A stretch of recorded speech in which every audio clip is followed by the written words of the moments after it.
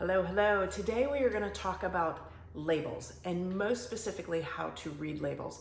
And this is something that I taught my children how to do at a very, very young age because they would often bring me things at the grocery store and ask me if they could have them.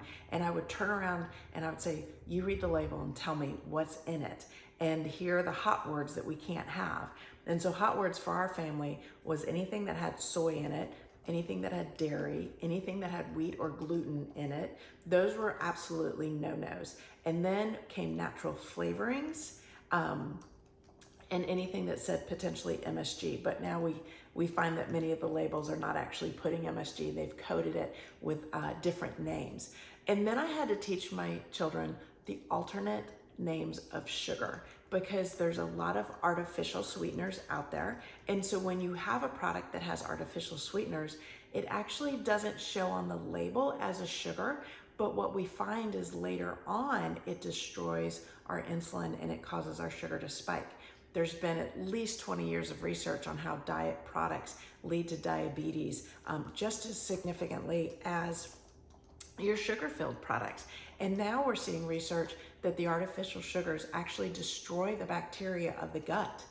And so if you've been with me, you know the gut is 90% of your brain's chemistry, 80% of your immune system, and 100% of your body's ability to repair. So every time you have this artificial sweetener that's in Gatorade and a lot of kids' drinks and tremendous amount of prepackaged foods, you're actually destroying your body's ability to take care of itself.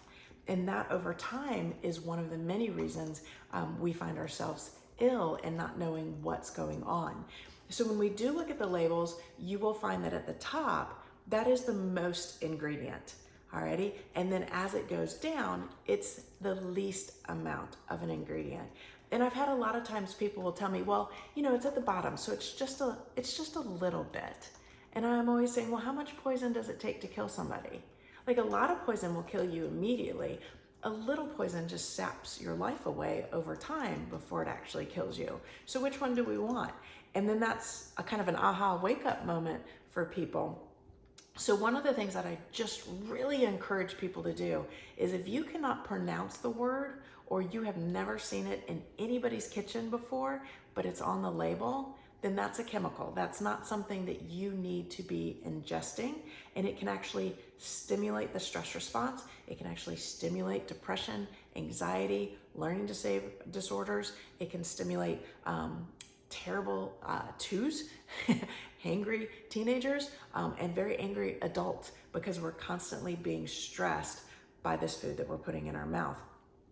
So bottom line, make it organic, make it natural, and make sure that there's very few ingredients that you're reading on that label.